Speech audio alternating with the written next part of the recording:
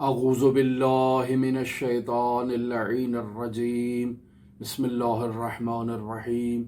अल्हम्दुलिल्लाहि रब्बिल आलमीन। अस्सलातु वस्सलामु अला अशरफिल अंबिया'i वल मुरसलीन व अला आलिहि तय्यबीन ताहिरीनल मअसूमीन अल्लज़ीना अज़हबल्लाहु अन्हुमुर रिज्स व तहहरहुम तत्हीरा। अम्मा बअद।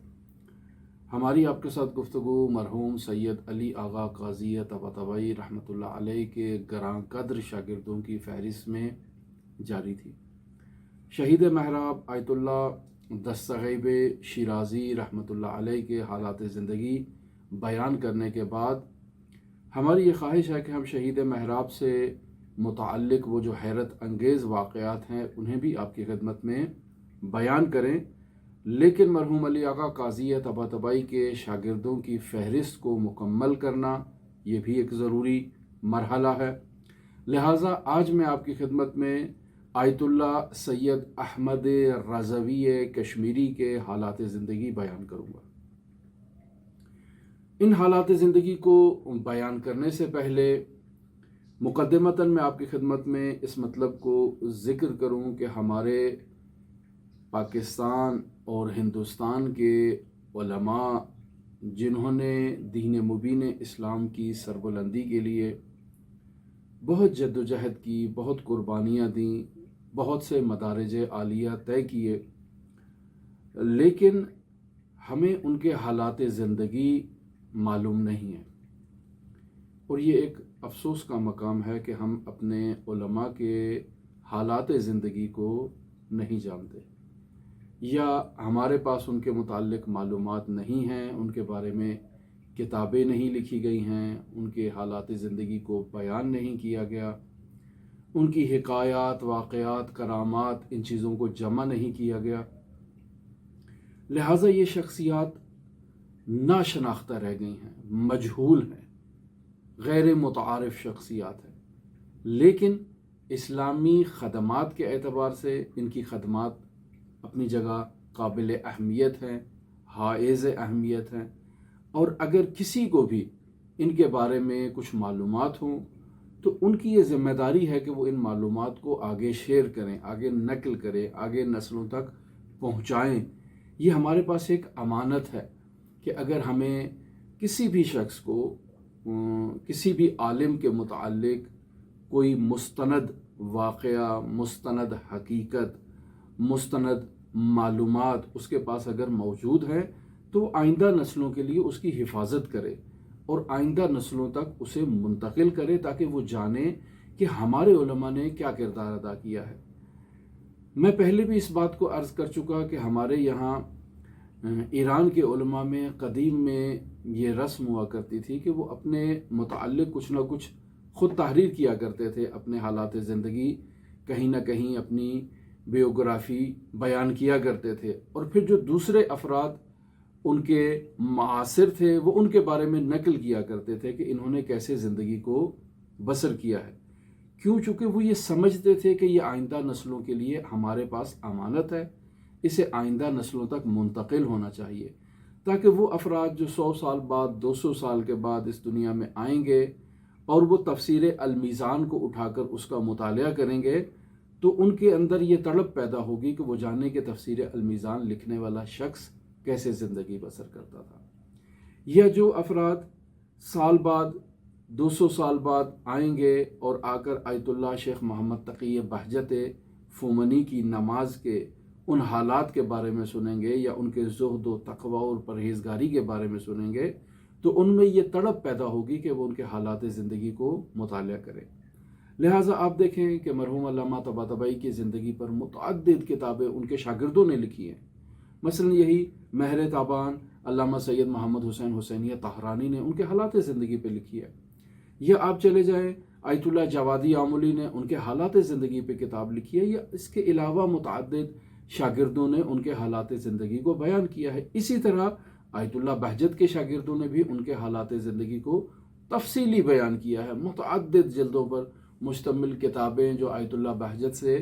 नकल हो चुकी हैं, हत्ता उनके दरस खारिज में मौजूद शागिर्दों ने दरस खारिज के हर रोज़ के वाक़यात को बयान किया है اور یہ آپ تک منتقل ہونے چاہیے۔ ایک بہت بڑا ذخیرہ ہے کہ آیت اللہ بہجت اپنے درس میں فقہی اور اصولی مباحث کے علاوہ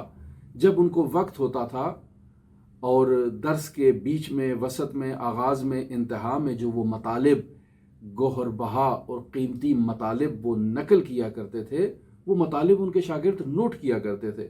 اور بعد میں جب یہ باقاعدہ سوشل میڈیا کا زمانہ آیا تو باقاعدہ ان کی فلمیں بھی بننا شروع ہو گئیں اور یوٹیوب وغیرہ اور دوسرے چینلز پر اپلوڈ ہونا شروع ہو گئیں، وگرنہ اس سے پہلے شاگرد انہیں مکتوب کیا کرتے تھے، اور وہ تمام مکتوب شدہ ذخائر آج پرنٹ ہو چکے ہیں اور آئندہ نسلوں کی امانت ہیں اور ان تک وہ محفوظ ہیں کسی بھی لائبریری میں، کسی بھی کتاب خانے میں۔ حتیٰ اگر آپ گوگل میں سرچ کریں تو آپ کو آن لائن یہ کتابیں اویلیبل ہیں۔ آیت اللہ محمد حسین طباطبائی کے حالات زندگی ہو گئے، آیت اللہ بہجت کے حالات زندگی ہو گئے، آیت اللہ حسن زادے کے حالات زندگی ہو گئے، آغا قاضی کے حالات زندگی ہو گئے، وغیرہ وغیرہ تمام علماء کے موجود ہیں، لیکن ہمارے بر صغیر کے علماء کے حالات زندگی موجود نہیں ہیں اور ہمیں اس کے بارے میں کاوش کرنی چاہیے۔ لہٰذا وہ افراد جو زندہ ہیں ان سے پوچھا جائے، ان کے بزرگان کے متعلق، علماء کے متعلق، ان کی تعلیم کے متعلق، ان کی جد و جہد کے متعلق، ان کی انداز تربیت کے متعلق، ان کے مکاشفات کے متعلق، ان کی کرامات کے متعلق جو کچھ بھی ہم تلاش کر سکتے ہیں اسے منظر عام پر لانا چاہیے، اور جن افراد کو معلوم ہے انہیں بھی چاہیے کہ وہ خود سے جد و جہد کریں اور ان مطالب کو منظر عام پر لائیں۔ اب ہم پہلے بھی ایک بزرگ شخصیت کا ذکر کر چکے، مرحوم علی آغا قاضی طباطبائی رحمۃ اللہ علیہ کے شاگرد سید حسن مسکتی اصفہانی، ان کے حالات زندگی ہم آپ کی خدمت میں بیان کر چکے، لیکن نہایت محدود معلومات، نہایت کم معلومات ان کے حالات زندگی پر ہمارے پاس تھی۔ لیکن یہ جو آغا سید احمد رضوی کشمیری ہیں، یہ تو اس قدر مظلوم ہیں کہ ان کے حالات زندگی بہت ہی محدود ہمارے سامنے موجود ہیں، جبکہ مرحوم آیت اللہ سید عبد الکریم کشمیری رحمۃ اللہ علیہ سے یہ نقل ہے کہ یہ آغا احمد رضوی کشمیری قاضی ثانی کا لقب رکھتے تھے،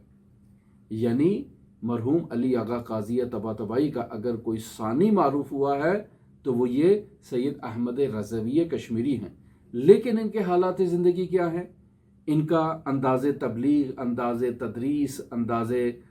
نشر معارف اہل بیت، یہ سب مجہول ہیں۔ لیکن وہ جو معلومات ان سے متعلق نقل ہوئی ہیں محدود پیمانے پر، انہیں میں آپ کی خدمت میں بیان کرتا ہوں، شاید ہماری آج کی گفتگو اسی موضوع پر ہی مکمل ہو جائے۔ مرحوم آیت اللہ سید احمد رضوی کشمیری کی ولادت 1899 عیسوی کے حساب سے، اور اگر قمری اعتبار سے دیکھیں تو 1316 ہجری قمری سری نگر میں ان کی ولادت ہوتی ہے۔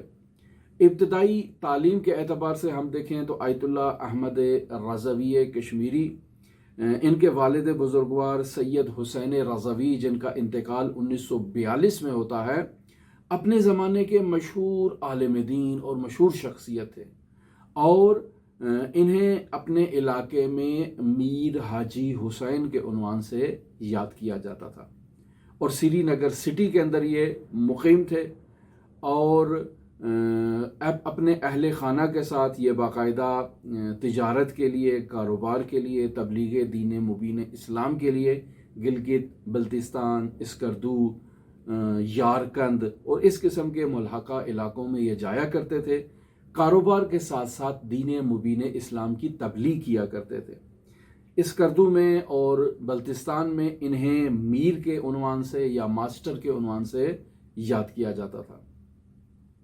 آیت اللہ سید احمد رضوی کشمیری کے چچا بھی خود ایک عالم دین تھے، اور ان کا نام حجت الاسلام میر حسن تھا۔ ان کا انتقال جو نقل ہوا ہے وہ 1928 عیسوی ہے۔ یہ بھی ایک مشہور عالم دین تھے، ایک روحانی شخصیت تھے، اور حضرت امام حسین علیہ آلاف و تحیت و ثنا کی مظلومانہ شہادت کے ایام میں باقاعدہ مراسم اور پروگرام منعقد کیا کرتے تھے سری نگر میں، اور ان کے متعلق یہ بھی نقل ہوا ہے کہ انہوں نے وہاں پر ظاہراً ایک امام بارگاہ تاسیس کر رکھا تھا، جس میں ہر سال وہاں پر امام حسین علیہ الصلاۃ والسلام کی شہادت کے پروگرام نہایت عظیم الشان انداز میں منعقد ہوا کرتے تھے، سینکڑوں کا اجتماع ہوا کرتا تھا، اور نسل در نسل ان کے خاندان میں یہ رائج تھا کہ یہ حضرت امام حسین کے مراسم کو اور مظلومیت کے ایام کو عالی شان انداز میں منعقد کروایا کرتے تھے۔ شاید آج بھی ان کی نسل میں یہ سلسلہ جاری ہو، لیکن چونکہ نقل نہیں ہوا ہم اسے مستند عنوان سے بیان نہیں کر سکتے۔ یہ دونوں بھائی یعنی حجت الاسلام سید حسین رضوی اور سید حسن رضوی، دونوں بھائی جو ہیں یہ آیت اللہ احمد رضوی کشمیری کے والد اور چچا، دونوں نے اپنے آباء و اجداد کی طرح اپنی زندگی کو اسلام کے لیے وقف کر رکھا تھا، اسلامی تعلیمات کی ترویج کے لیے اور نشر و اشاعت کے لیے وقف کر رکھا تھا۔ ظاہری بات ہے کہ اگر ایسا خاندان ہے کہ جو 1418 عیسوی کے اندر اور 821 ہجری قمری میں باقاعدہ ہندوستان کی طرف اور کشمیر کی طرف وہاں سری نگر میں منتقل ہوتا ہے، اور سلسلہ نسب کے اعتبار سے ان کا سلسلہ نسب جو ہے وہ حضرت امام محمد جواد علیہ آلاف التحیت و ثنا یعنی امام محمد تقی تک پہنچتا ہے، اور اس ذریعے سے یہ امام رضا علیہ الصلاۃ والسلام کی نسل سے خاندان ہے۔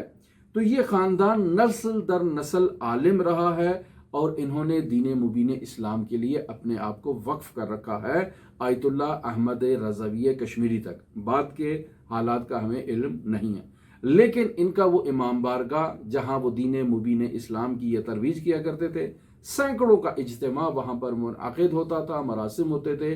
باشکوہ اور عالی شان مراسم منعقد ہوتے تھے، عزاداریاں منعقد ہوتی تھیں، دین مبین اسلام کی ترویج اور تبلیغ ہوا کرتی تھی۔ ظاہری بات ہے ایسے خاندان میں اگر کوئی بچہ پیدا ہوگا تو اس کی ابتدائی تعلیم بھی دین ہی سے ہوگی، لہٰذا سید احمد رضوی نے اپنی ابتدائی تعلیم اپنے والد بزرگوار حجت الاسلام سید حسین رضوی کشمیری کے حضور حاصل کی، اور ان سے جو ہے وہ ابتدائی تعلیم حاصل کی، اور پھر جب والد سے تعلیم ان کی کمپلیٹ ہوئی تو پھر انہیں اعلیٰ تعلیم کے لیے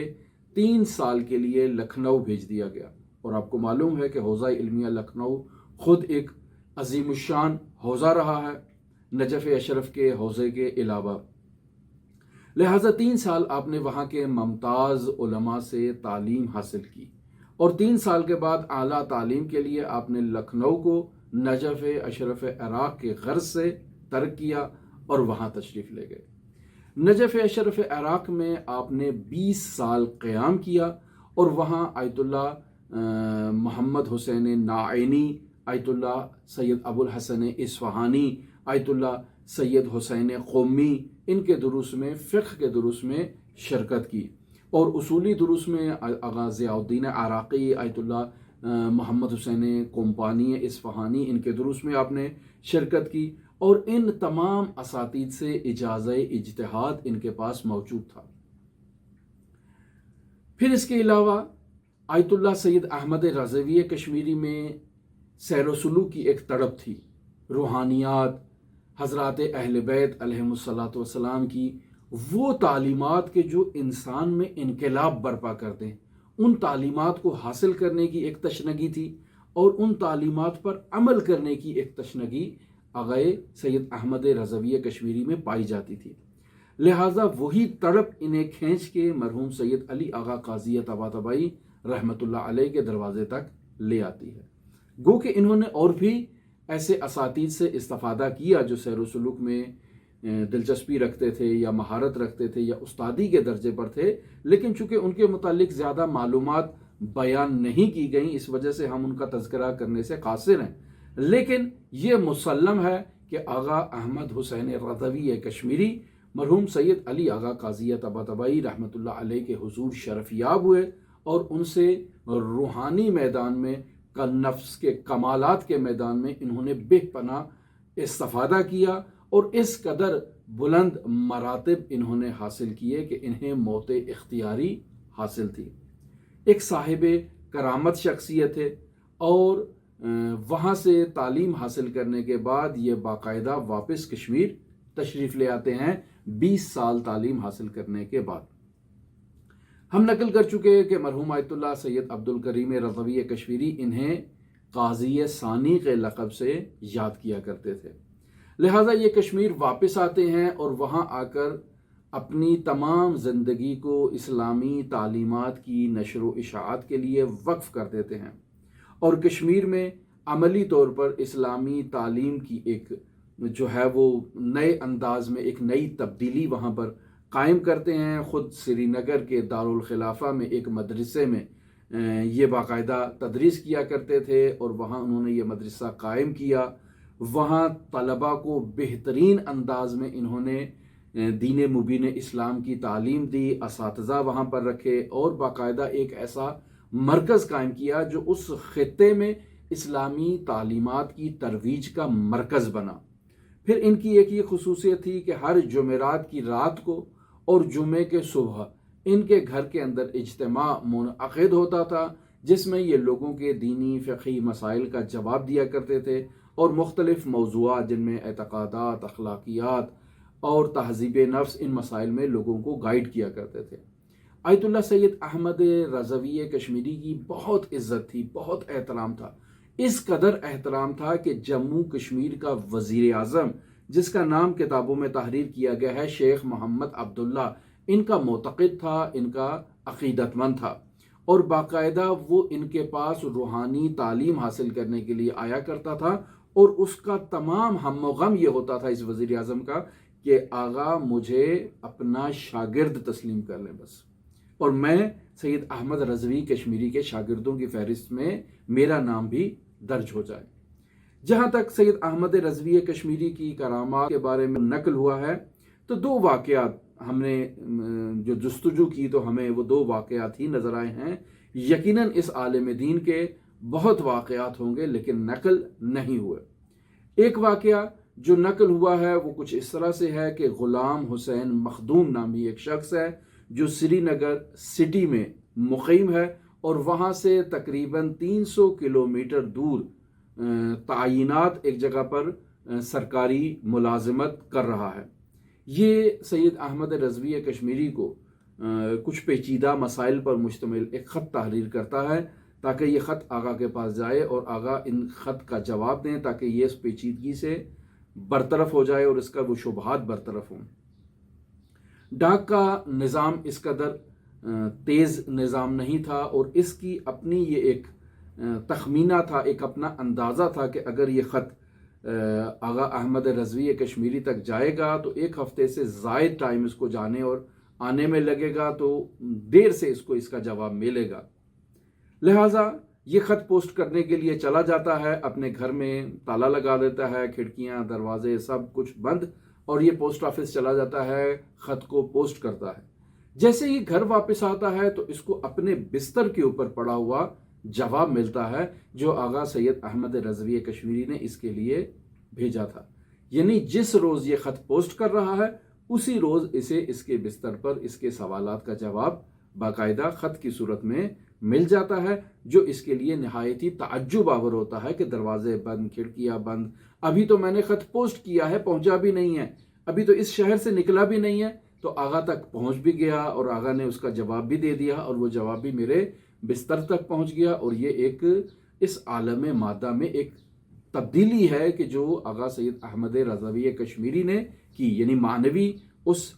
تصرفات کے علاوہ اس عالم مادہ میں بھی تصرف ہے۔ بالآخر اس خط کا اٹھ کے یہاں پر آنا اور اس شخص کے بستر تک پہنچنا، بالآخر یہ تمام مادی وسائل کو عبور کرتے ہوئے ایک مادی وسیلے کو ایک جگہ سے دوسری جگہ منتقل کرنا، یہ بھی ایک بالآخر ایک حیرت انگیز بات ہے کہ جو آغا سید احمد رضوی کشمیری سے منسوب ہے۔ یہ اس کے علاوہ آغا سید احمد رضوی کشمیری جب بیمار ہوتے ہیں تو انہیں سری نگر کے ہاسپٹل میں داخل کروایا جاتا ہے۔ اطباء ان کا معائنہ کرتے ہیں، قرار تھا کہ ان کی سرجری کی جائے، آپریشن کیا جائے۔ جب ان کا آپریشن کرتے ہیں تو ڈاکٹر نہایت تعجب کرتے ہیں کہ ان کے بدن کے اندر کوئی عضو بھی سالم موجود نہیں ہے، تمام کے تمام اعضاء نکارہ ہو چکے ہیں، اور اس شخص کا زندہ رہنا ڈاکٹروں کے نزدیک محالات میں سے تھا۔ کہ اس کے جسم کے باڈی کے تمام اعضاء جو نقارہ ہیں اور اس کیفیت میں ہے، اور اس کے باوجود یہ شخص ابھی زندہ ہے، یہ کسی معجزے سے اور کسی کرامت سے کم نہیں ہے۔ لہٰذا ڈاکٹر سید احمد رضوی کے نہایت ہی معتقد ہو جاتے ہیں، اور جب تک یہ سید بزرگوار زندہ رہتے ہیں ڈاکٹر ان سے رابطے میں رہتے ہیں اور ان کے خدمت گزار رہتے ہیں۔ سید احمد رضوی کی وفات سے متعلق نقل ہوا ہے کہ 1965 میں جو 1384 یا 1385 ہجری قمری بنتی ہے، اس میں ان کا انتقال ہوتا ہے جمعرات کے دن، اور سفر المظفر کی 28 تاریخ ہوتی ہے۔ ان کی وفات وہاں پر ہوتی ہے، اور انہیں ایک عظیم الشان اجتماع کے انداز میں عالی شان جو ہے وہ ان کی جو ہے وہ مراسم منعقد ہوتے ہیں، اور انہیں وہاں سری نگر میں ہی دفن کر دیا جاتا ہے، اور یہ عالم دین اس دنیا سے رخصت ہو جاتے ہیں۔ لیکن ان کے حالات زندگی، ان کے واقعات، ان کی کرامات آئندہ نسلوں تک نہیں پہنچی، اور ہم نے اپنی گفتگو کے آغاز ہی میں اس مطلب کو بیان کر دیا کہ یہ ایک المیہ ہے ہمارے پاکستان اور ہندوستان کے علماء سے متعلق، کہ ہمارے جو اسلاف بزرگان جنہوں نے دین مبین اسلام کی سربلندی کے لیے جد و جہد کی ہے، محنت کی ہے، کوشش کی ہے، ان کی تعلیمات اور ان کی زندگی سے متعلق جو واقعات ہیں وہ ہمیں آئندہ نسلوں تک نہیں پہنچے، اور یہ ہمارا وظیفہ ہے کہ ہم انہیں آئندہ نسلوں تک منتقل کریں۔ لہٰذا ابھی بھی جس شخص کو بھی جس شخصیت کے بارے میں معلوم ہے وہ اس شخصیت کے بارے میں نقل کرے۔ لہٰذا وہ افراد جو ہمارے پاکستان میں ہمیں سن رہے ہیں یا ہندوستان میں ہمیں سنتے ہیں، آپ باہر کے علماء کے حالات زندگی بیان کرنے کی بجائے اپنے قریب میں تلاش کریں کوئی ایسی شخصیت کہ جو مجہول رہی ہو، اور اس کے حالات زندگی بیان کرنا نہایت ضروری ہو۔ ہماری گفتگو مرحوم سید علی آغا قاضی طباطبائی رحمۃ اللہ علیہ کے گراں قدر شاگردوں کی فہرست میں ابھی آپ کے ساتھ جاری ہے، اور ہم اپنی آئندہ گفتگو میں آپ کے ساتھ آیت اللہ علی محمد بروجردی کے حالات زندگی کو بیان کریں گے۔ امید ہے کہ آپ دلچسپی کے ساتھ اسے بھی سماعت کریں گے۔ اللہم صلی علی محمد و آل محمد وعجل فرج قائنا آل محمد۔